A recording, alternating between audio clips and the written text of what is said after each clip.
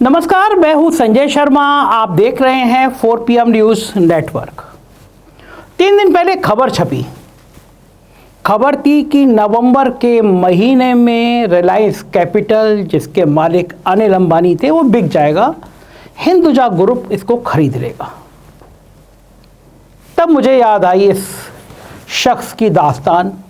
मैंने सोचा आपको बताऊं, जो शख्स देश का सबसे चमकता हुआ सितारा था। बड़े बड़े नेता, बड़े बड़े फिल्म इंडस्ट्री के लोग, बड़े बड़े उद्योगपति उसके चरणों में बिछे रहते थे। वो अब धोखाधड़ी के आरोप में कैसे गिर गया, कैसे बर्बाद हो गया, कैसे तबाह हो गया, कैसे नीलामी के कगार तक उसकी कंपनियां पहुंच गई। देश का सबसे बड़ा औद्योगिक घराना रिलायंस ग्रुप, नाम ही काफ़ी है। वो ग्रुप जिसकी नींव धीरूभाई अंबानी ने साल 1958 में रखी थी, जिसका दुनिया भर में डंका बजता है।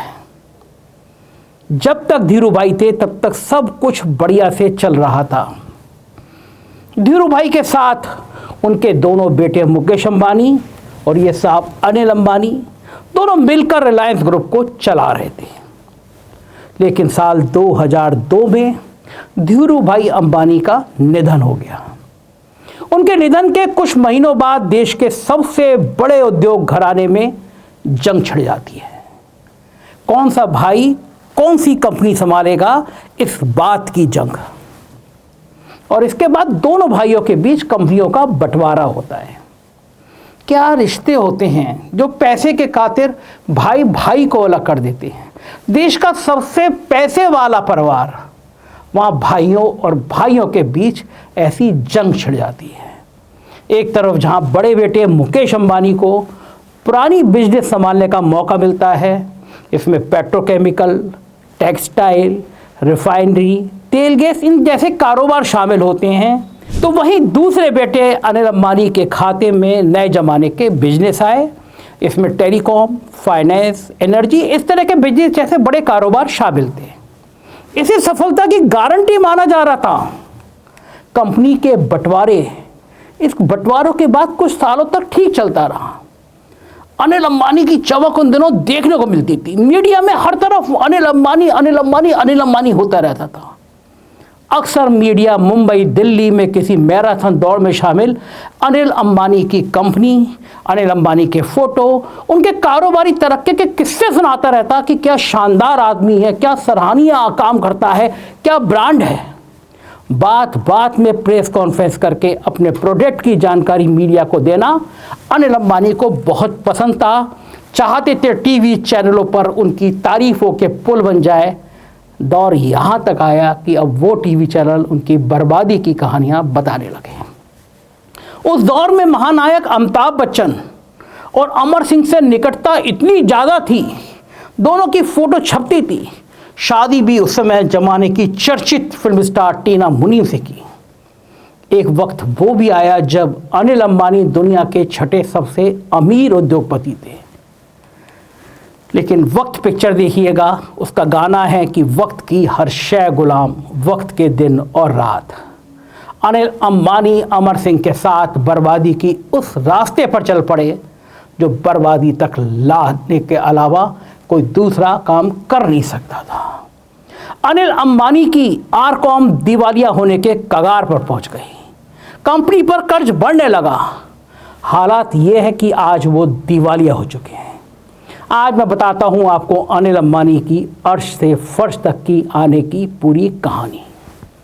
दरअसल रिलायंस ग्रुप के बंटवारे के बाद अनिल अंबानी को रिलायंस की बहुमूल्य और नए जमाने की कंपनियां मिली, लेकिन वो कमाल दिखा नहीं पाए, दिमाग कहीं और रहता था। अनिल अंबानी ने रिलायंस टेलीकॉम को लेकर कई महत्वाकांक्षी योजनाएं बनाई, लेकिन प्लानिंग हमेशा फेल रही। इसके साथ ही वो टेलीकॉम, पावर और इंफ्रास्ट्रक्चर सेक्टर के किंग बनना चाहते थे।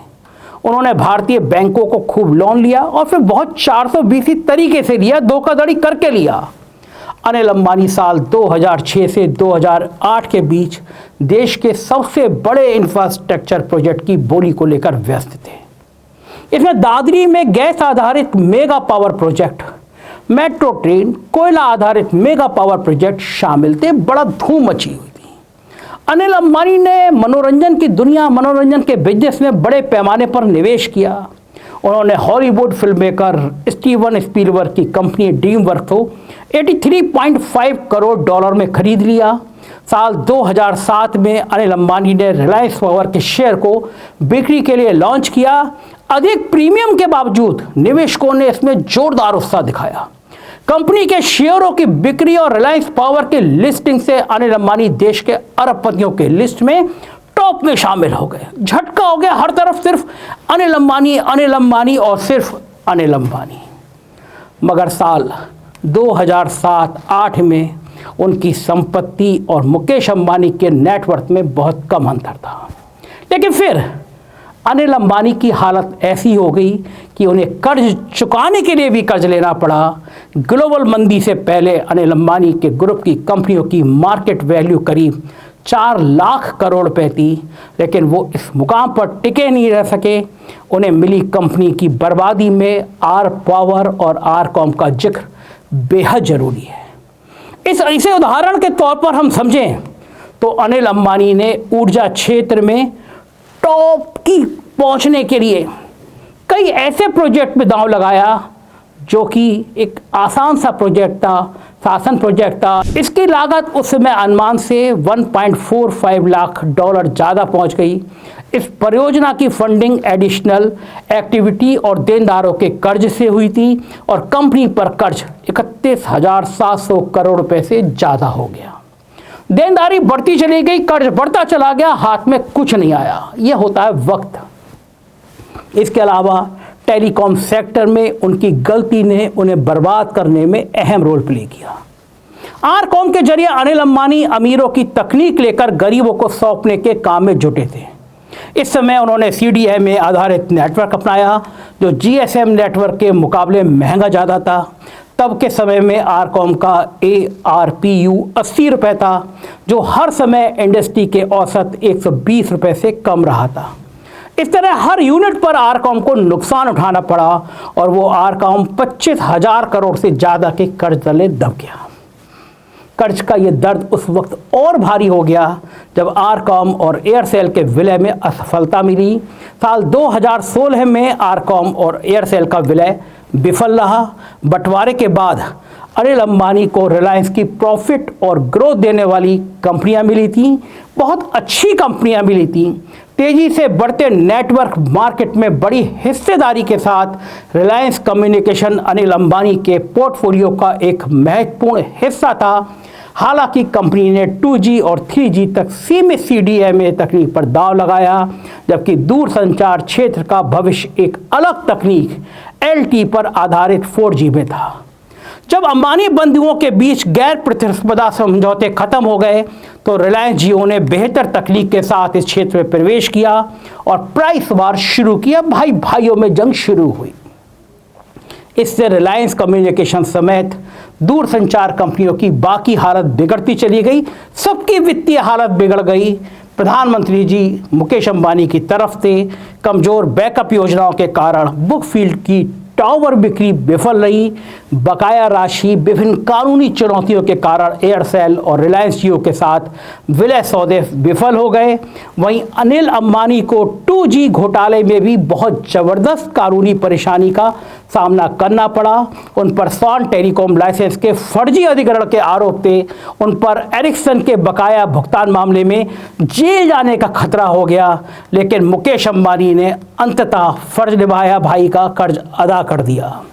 रिलायंस कम्युनिकेशन पर चीनी बैंकों का भी बकाया है। चीन भारत चलाता है, लेकिन चीन का और अनिल अंबानी का रिश्ता क्या है, इस पर कभी कोई ध्यान नहीं देता। अनिल अंबानी व्यक्तिगत रूप से ऋण की गारंटी दे रहे हैं। अदालत के फैसले के बावजूद बैंकों को 700 मिलियन से अधिक वसूली के लिए संघर्ष करना पड़ा, क्योंकि अनिल अंबानी ने दावा किया उनके पास कोई विदेशी संपत्ति नहीं है। वैसे अनिल अंबानी के पतन के पीछे उनकी गलतियां भी शामिल हैं। अनिल अंबानी एक कारोबार से दूसरे कारोबार में कूदते जा रहे थे, लेकिन एजुकेशन के कारण उनका पैसा फंसता चला गया। अनिल नए प्रोजेक्ट में पैसा लगाते चले गए, उन पर कर्ज लगातार बढ़ता जा रहा था। कर्ज कंट्रोल से बाहर हो गया। साल 2019 तक अनिल अंबानी की कंपनियों पर कर्ज का कुल बोझ 1.73 लाख करोड़ रुपए तक पहुंच गया। वहीं इसके बाद अनिल अंबानी ने डिफेंस सेक्टर में अपने हाथ आजमाने चाहे तो उन्होंने पिपावाव डिफेंस का अधिग्रहण कंपनी के लिए रक्षा क्षेत्र में विस्तार करने वाला एक कदम बनाया। बताया उसको पहले से ही कर्ज के बोझ के तले कंपनी राजस्व के लिए सरकारी ठेकों पर बहुत अधिक निर्भर थी। हालांकि सार्वजनिक क्षेत्र के शिपयार्डों से तीव्र प्रतिस्पर्धा ने अपेक्षित राजस्व को रोक दिया, जिससे समूह का ऋण बोझ और बढ़ गया। कंपनी का नाम बदलकर Reliance naval and engineering limited कर दिया गया, लेकिन यह भारी कर्ज का भुगतान नहीं कर सकी, जिसके कारण 13,000 करोड़ रुपए के कर्ज के भुगतान में डिफॉल्ट कर गई। ऋणदाता कंपनी को एनसीएलटी में ले गए, जहां मामला आज तक फंसा हुआ है। इस तरह से अनिल अंबानी की मुसीबतें साल दर साल बढ़ती चली गईं और फिर साल आता है 2022 का। इस साल बाजार नियामक सेबी ने अनिल अंबानी और 3 अन्य को प्रतिभूति बाजार में भागीदारी से रोक दिया। सेबी के 100 से ज़्यादा आदेशों में चौंकाने वाले आरोप लगाए गए। एक खबर के मुताबिक सेबी ने कहा यह देखा गया है कि एक व्यक्ति अनिल अंबानी, जो एक प्रमोटर के रूप में अपनी स्थिति और अपनी प्रत्यक्ष और अप्रत्यक्ष शेयरधारता के माध्यम से कंपनी को नियंत्रित कर रहा है, उसे अपनी शक्तियों का बेतहाशा निरंकुश प्रयोग करने की अनुमति दे दी गई है। वहीं सेबी के आदेश में आगे कहा गया कि प्रथम दृष्टया कंपनी के उधार लिए गए धन को अन्य वित्तीय रूप से कमजोर प्रमोटर समूह की कंपनियों को हस्तांतरित करने में अंबानी के साथ साथ हाथ मिलाते हुए पाया गया। ऐसे समान प्रयोजन कॉर्पोरेट ऋण लेन देन के अनुमोदन को विभिन्न चरणों में पूरी तरह से स्पष्ट है। आदेश में कहा गया कि समान प्रयोजन कॉर्पोरेट ऋण के तहत RHFL द्वारा वितरित ऋण की राशि 31 मार्च 2018 को लगभग 900 करोड़ रुपए से तेजी से बढ़कर 31 मार्च 2019 को लगभग 7,900 करोड़ रुपए हो गई। गौरतलब है कि यह वो वक्त था जब अनिल अंबानी पर कर्ज चुकाने के लिए पैसे जुटाने का भारी दबाव था। संपत्ति बेचकर पैसे जुटाने की उनकी सारी कोशिशें नाकाम रहीं और अंजाम स्पष्ट हो गया। तो अनिल अंबानी ने धोखाधड़ी का सहारा लिया, बैंकों और अन्य संस्थानों से पैसा उधार लिया, अन्य समूह कंपनियों को धन हस्तांतरित किया। यह सर्वोच्च कोटि की धोखाधड़ी थी। वहीं मार्च 2020 में यस बैंक के तत्कालीन सीईओ राणा कपूर की गिरफ्तारी के बाद पता चला कि वो और अनिल अंबानी एक बड़े घोटाले में शामिल थे। एक रिपोर्ट में विस्तार से बताया गया कि कैसे उन्होंने एक दूसरे की मदद की और बैंकों और शेयरधारकों को काफी नुकसान पहुंचाया। दीवान हाउसिंग फाइनेंस कॉर्प के फॉरेंसिक ऑडिट में अंबानी और कपूर कंपनियों के बीच संबंध सामने आए, जिससे दोनों के बीच सर्कुलर ट्रेडिंग के उदाहरणों का पता चला। यस बैंक का रिलायंस समूह की कंपनियों पर करीब 12,000 करोड़ का कर्ज था। ऑडिट रिपोर्ट में इस धोखाधड़ी को समझाया गया है कि एक कंपनी है विल्स हाउस प्राइवेट लिमिटेड। ये कंपनी कपूर परिवार से जुड़ी है। इसने रिलायंस कंपनी से एक कर्जा लिया और ये अप्रैल 2018 में रिलायंस होम से 60 करोड़ का उधार लिया। इस पैसे का इस्तेमाल अपनी मूल कंपनी RAB इंटरप्राइजेज लिमिटेड के मौजूदा 60 करोड़ रुपए के ऋण को चुकाने के लिए किया। इसी तरह imagine state private limited Kapoor से जुड़ी एक अन्य कंपनी है, जिसने अप्रैल 2018 में रिलायंस कॉमर्शियल फाइनेंस से 125 करोड़ उधार लिया था। इसका उपयोग फिर से उसने अपने मूल RAB के 125 करोड़ के मौजूदा ऋण को चुकाने के लिए किया। RAB का स्वामित्व राणा कपूर की पत्नी बिंदु राणा कपूर के पास है। ऐसा तब भी होता रहा जब यस बैंक ने अनिल अंबानी समूह की कंपनियों को ऋण देना जारी रखा। वर्तमान में चल रही जांच 2016 से 2019 तक निप्पॉन इंडिया म्यूचुअल फंड और यस बैंक के बीच लेन देन में निवेशकों के पैसे के दुरुपयोग के संबंध में है। उस समय म्यूचुअल फंड, जिसे अब रिलायंस म्यूचुअल फंड के रूप में जाना जाता था, अनिल अंबानी समूह का हिस्सा था। अनिल अंबानी के कारनामे गूंज रहे थे, देश भर में उनके कारनामों की चर्चा होती रही थी। सेबी इस बात की जांच कर रही है कि क्या यस बैंक के स्थायी बॉन्ड में फंड के निवेश के बदले बैंक द्वारा अनिल अंबानी समूह की कंपनियों की प्रतिभूतियों में निवेश किया गया। अगर ऐसा हुआ तो यह नियमों का उल्लंघन होगा, क्योंकि म्यूचुअल फंड की मूल कंपनी प्रत्यक्ष या अप्रत्यक्ष रूप से निवेशकों के पैसे से संबंध नहीं रख सकती। यदि इस मामले में उन्हें दोषी पाया गया तो गंभीर दंड हो सकता है और ये वर्तमान स्थिति में इसके लिए अनिल अंबानी उत्तरदायी हो सकते हैं।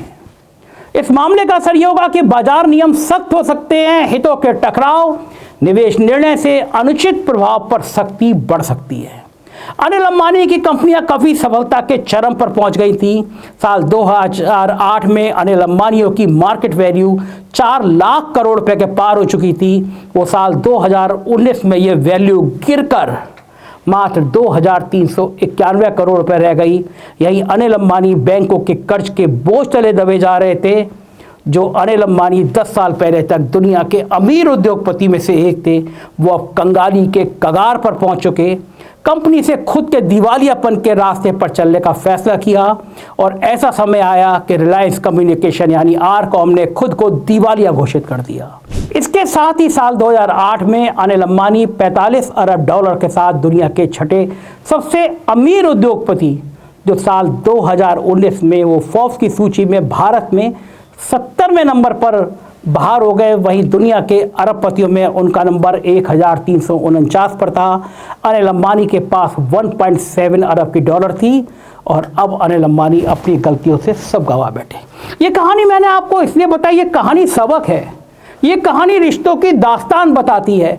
देश के सबसे बड़े आदमियों के घर में क्या क्या होता है ये बताती है। इससे सबक सीखिए। अपनी बर्बादियों की कहानी खुद लिखते इस शख्स को देखिए, कहाँ तक कहाँ आ गया। अगर सरकार की आंखें टेढ़ी हो जाएं तो शायद ईडी इनको अब तक दबो चुकी होती, ये जेल के अंदर होते। और धीरू भाई अंबानी ने सोचा नहीं होगा उनका लाड़ला धोखाधड़ी के इतने बड़े बड़े आरोपों में घिर रहा है जो उसे जेल तक पहुंचा सकता है। कैसी लगी मेरी ये बात आप जरूर बताइएगा। मुझे आपकी राय का इंतजार रहेगा। शुक्रिया, थैंक यू।